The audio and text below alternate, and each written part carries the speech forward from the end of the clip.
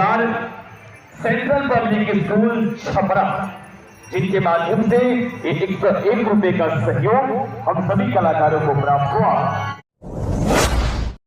नमस्कार दोस्तों, स्वागत है आप सभी का फिर से एक और शानदार वीडियो में। दोस्तों अभी सावन का महीना चल रहा है और सावन का महीना बहुत ही पावन होता है, खास करके शिव भक्तों के लिए। जो शिव भक्त हैं, जो भगवान शिव के दर्शन करना चाहते हैं, जो कांवड़ यात्रा करना चाहते हैं, उनके लिए सावन का महीना बहुत ही पवित्र माना जाता है, बहुत ही अच्छा माना जाता है। तो बहुत सारे लोगों के ये कहने होते हैं, उनके मन के उलझन होते हैं कि आखिर कांवड़ यात्रा हमें कब करनी चाहिए, कब नहीं करना चाहिए। दोस्तों इस वीडियो में हम आपको सावन में कांवड़ यात्रा के 10 बड़े फायदे बताने वाले हैं। अगर आप कांवड़ यात्रा करना चाहते हैं, पहली बार आप ज़िंदगी में जा रहे हैं कांवड़ यात्रा, खास करके आप बिहार यूपी से हैं और सुल्तानगंज से देवघर की यात्रा करना चाहते हैं, तो उस यात्रा का एक्सपीरियंस आपको हम इस वीडियो में बताने वाले हैं कि क्या 10 फायदे होते हैं आपको सुल्तानगंज से देवघर की यात्रा करने में, खास करके सावन में। तो सबसे पहला अगर हम बात करें तो मस्ती। भाई अगर आप सुल्तानगंज से देवघर की यात्रा सावन के महीने में करते हैं तो मज़ा बहुत आने वाला है। इतनी सारी व्यवस्थाएं आपको मिलेगी कि आप सोच भी नहीं सकते। आप जैसे सुल्तानगंज के रेलवे स्टेशन पर आएंगे, आपको वहाँ से इसकी स्टार्टिंग और अनुभव मिलना शुरू हो जाएगा और फिर पूरे रास्ते आपको मज़े होंगे। फिर कहीं पर कोई प्रॉब्लम महसूस ही नहीं होगा। दूसरा अगर पॉइंट की बात करें तो मनोरंजन।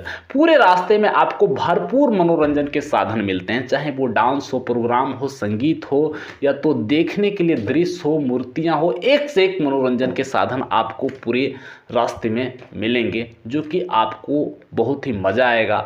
हृदय बिल्कुल खुशी से खिल उठेगा, थकान बिल्कुल दूर हो जाएगा।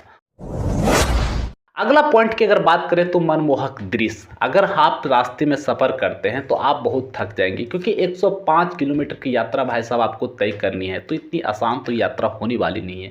लेकिन इतने ज़्यादा आपको मनमोहक दृश्य आपको मिलेंगे जिससे आपको ये असर ही नहीं होगा कि आपने इतनी लंबी यात्रा करी है। अगर अगले पॉइंट की बात करें तो वो है मौसम। सावन का मौसम जो है बहुत ही अच्छा माना जाता है। धीमी धीमी बारिश होती है, रिमझिम फुहारें चलती है, तो इस मौसम में पैदल चलने का मज़ा ही कुछ और है भाई साहब। और आपका जो ज़मीन है बिल्कुल भींगा रहता है, गीला रहता है, तो आपके पैरों में फफोले होने के भी चांसेस कम हो रहे हैं। और आपके ऊपर छोटी छोटी धीरे धीरे अगर बारिश होगी तो क्या कहने, मज़े ही मज़े हैं आपके। तो ये फ़ायदा भी आपको मिलता है, यानी मनमोहक दृश्य और मौसम भी आपको बहुत ही कमाल का मिलता है सावन के महीने में, क्योंकि 105 किलोमीटर की यात्रा आपको तय करनी है, 1-2 किलोमीटर की यात्रा नहीं। तो इसका फ़ायदा आपको ज़रूर मिलता है। अगर बात करें अगले पॉइंट की तो वो है अकेलापन। दोस्तों इतनी बड़ी लंबी यात्रा में अगर आप जाते हैं और आपका साथी आपको पीछे छोड़ देता है, या तो आप कम लोगों के साथ यात्रा कर रहे हैं, तो अकेलापन होना लाजमी है, क्योंकि 105 किलोमीटर कम नहीं है। आज जिस तरह से साधन उपलब्ध हो चुके हैं, घर घर में गाड़ियां हैं, कार है, बाइक है, लोग 5 किलोमीटर भी पैदल सही से अपनी ज़िंदगी में नहीं चल पाते। उनकी ज़रूरत ही नहीं पड़ती भाई साहब, हर जगह सुविधाएं हैं, सड़क हैं। तो ऐसे में 105 किलोमीटर की यात्रा आप कैसे तय करेंगे? तो आपको अकेलापन होना ही तय है, अगर कहीं अदर जगह पर आप जाते हैं तो। लेकिन ऐसे में सावन में अगर आप कांवड़ यात्रा करते हैं तो आपको ये समस्या बिल्कुल नहीं होगी। अगर सावन के बाद भादों में या किसी और महीने में करने की सोच रहे हैं तो ये समस्या आपको हो सकती है, लेकिन सावन में ये समस्या आपको बिल्कुल नहीं होगी। अगले पॉइंट की अगर हम बात करें तो वो है स्वास्थ्य सेवाएं। सावन में आपको स्वास्थ्य सेवाएं भरपूर मिलती है, सरकार की तरफ से हो या प्राइवेट संस्थाएं हो, स्वास्थ्य सेवाएं सब जगह मिलती है। हर 1-2 किलोमीटर पर आपको दवाई देने वाले लोग मिल जाएंगे, पैर दबाने वाले लोग मिल जाएंगे, मालिश करने वाले लोग मिल जाएंगे। तो स्वास्थ्य सेवाएं आपको भर भर के मिलता है। तो अगर आप किसी भी स्टेज में हैं, बच्चे हैं, बूढ़े हैं, जवान हैं, आपको किसी भी तरह की समस्या के लिए सोचना नहीं है। हर कदम पर आपको स्वास्थ्य शिविर मिल जाएगा, जहां पर आपको कोई भी समस्या होती है तो आप उसका लाभ ले सकते हैं। आप हेल्पलाइन नंबर पर भी कॉल करके आप उसका फ़ायदा ले सकते हैं। भोजन और चाय पानी। दोस्तों, भोजन और चाय पानी की भी ज़बरदस्त व्यवस्था होती है सावन के महीने में। चाहे अगर आप अपने से पैसा लगा करके खाना खाना चाहते हैं, चाय पानी नाश्ता करना चाहते हैं, या तो फिर आपको रास्ते में बहुत सारे लोग मिल जाएंगे आपकी सेवा करने के लिए, जो कि कांवड़ियों की सेवा करने के लिए रास्ते पर उतर उतर के आपसे रिक्वेस्ट कर करके आपकी सेवा करने की कोशिश करेंगे। आप चाहें तो उनकी सेवा ले सकते हैं, या तो फिर जैसी आपकी मर्जी वो आप कर सकते हैं। आप पैसा लगाना भी चाहते हैं तो आपके लिए हर तरह की प्राइवेट सुविधाएं भी मिल जाएगी। पैसा नहीं भी लगाना चाहते हैं तो सरकारी सुविधाओं का भी फ़ायदा आप ले सकते हैं। रुकना सोना, ये भी एक बहुत बड़ी समस्या होती है। जो लोग कांवड़ यात्रा करना चाहते हैं उसके दिमाग में हमेशा चलता है, भाई साहब इतनी लंबी यात्रा तो हम एक दिन में करेंगे नहीं, 2 या 3 दिन या 4 दिन लग जाएगा, तो हम रुकेंगे कहाँ पर स्थिरता लेंगे, किस तरह से हम आगे बढ़ पाएंगे। तो इस समस्या का भी बिल्कुल समाधान है सावन के महीने में। वैसे तो सुल्तानगंज से लेकर के देवघर तक कई सारे पक्के धर्मशालाएँ बनाई हुई है, अस्थायी धर्मशाला बनी हुई है जहाँ पर लोग रुकते हैं, आराम करते हैं। लेकिन सावन के महीने में इसके अलावा प्राइवेट व्यवस्थाएं भी बहुत है, बहुत सारे जगह बने हुए हैं, रेंट शेल्टर बने हुए हैं सरकार की तरफ से भी और प्राइवेट लोगों की तरफ से भी। तकिया, गद्दा, बिछौना, चौकी, जो भी चाहिए आपको हर चीज़ की सुविधा हर कदम पर मिलेगा। कहीं भी आप पूरे रास्ते सोना चाहते हैं, आराम करना चाहते हैं तो आप कहीं भी कर सकते हैं। किसी भी तरह से आपको सोचने की ज़रूरत नहीं है कि आपको कहाँ रुकना है, कहाँ रहना है। किसी भी तरह से आपको सोचने की बिल्कुल भी ज़रूरत नहीं है।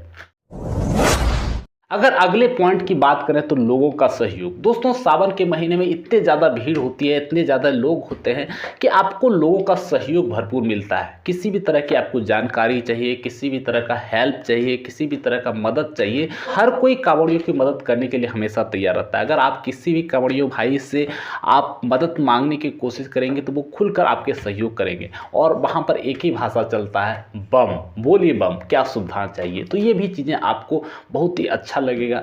और चाहे दुकानदार हो, चाहे कवड़िया हो या स्थानीय लोग हो, बहुत ही इज्जत से आपके साथ पेश आएंगे। बहुत ही सहयोगात्मक रूप उनका होगा, जो कि देख करके आपको बहुत ही अच्छा लगेगा। अब बात करते हैं लास्ट पॉइंट की, तो वो है जला अर्पण। अगर आप पूरी यात्रा तय करते हुए देवघर पहुंच जाते हैं तो वहां पर सबसे बड़ा जो आपके लिए आखिरी पड़ाव होता है वो है जला अर्पण। यहाँ पर थोड़ी सी आपको समस्या हो सकती है। अगर आप भगवान शिव के बड़े भक्त हैं और जला अर्पण बिल्कुल आराम से करना चाहते हैं तो ये सावन के महीने में सबसे बड़ी कमी है। यहाँ पर आप जलार्पण आराम से नहीं कर पाएंगे, क्योंकि सावन के महीने में लोगों की भीड़ बहुत होती है। और वहाँ पर जो व्यवस्थाएं लगाई गई है, खास करके देवघर में, वो 3 तरह की व्यवस्थाएं लगाई गई है। आप किस तरह की व्यवस्था में जाना चाहते हैं, इस चीज़ को आपको ध्यान में रखना पड़ेगा। पहला व्यवस्था की हम बात करें तो वो नॉर्मल व्यवस्था है, जिसमें आपको लाइन लगना पड़ेगा। नॉर्मल लाइन सावन के महीने में 7 से 8 घंटे की लगती है, जिसमें आपको 1-1.5 किलोमीटर पीछे जाकर के मंदिर से आपको लाइन लगना पड़ेगा। और उसमें 7 से 8 घंटा खड़ा रहने के बाद भगवान शिव के पास आप पहुंचेंगे और जलार्पण कर सकते हैं। दूसरा जो है वो वीआईपी। वीआईपी का मतलब ये नहीं कि कोई स्पेशल आदमी ही उसके जरिए पूजा करेगा। वीआईपी का मतलब ये हुआ कि कोई भी वीआईपी पास लेकर के भगवान शिव को जलार्पण कर सकता है। इसके लिए आपको 600 रुपये का एक कार्ड लेना पड़ेगा, ऑनलाइन कटता है। वहाँ पर आप किसी पंडे से कहेंगे तो वो भी आपको कटा करके दे देगा, या तो फिर आप खुद ऑफिस में जा करके इस वीआईपी पास को ले सकते हैं, जिसके वजह से आप जलार्पण करेंगे। तरीका वही रहेगा, नॉर्मल मंदिर के अंदर जाएंगे और मंदिर के अंदर जा करके एक जल ढारने के लिए व्यवस्था बनाया गया है, जिसको आम भाषा में लोग चोंगा कहते हैं। और वो चोंगा शिव भगवान जो है उसके दरवाजे पर लगाया गया है। तो आप वहाँ से जल अर्पण करेंगे। आप स्पर्श तो भगवान को नहीं कर सकते, लेकिन देख जरूर सकते हैं। वहाँ से आप जलार्पण करेंगे और भगवान शिव तक पहुंच जाएगा।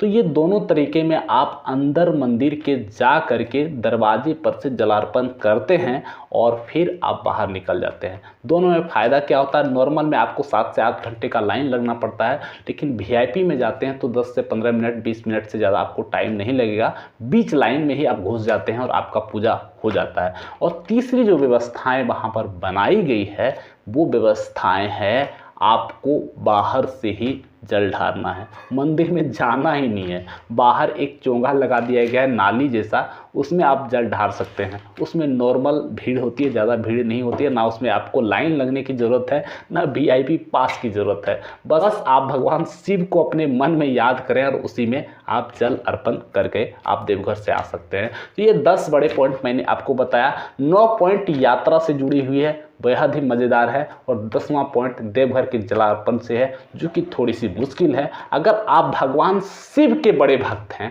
भगवान शिव की पूजा अच्छे तरीके से करना चाहते हैं, तो सावन का महीना आपके लिए उतना सही नहीं है। लेकिन अगर आप पूरी यात्रा का मज़ा लेना चाहते हैं, यात्रा को देखना चाहते हैं, सावन की व्यवस्थाओं को देखना चाहते हैं, तो आपको सावन में यात्रा जरूर करनी चाहिए। हमारी यह जानकारी आपको कैसी लगी कमेंट करके जरूर बताएं। मिलते हैं किसी और शानदार वीडियो में, तब तक के लिए धन्यवाद।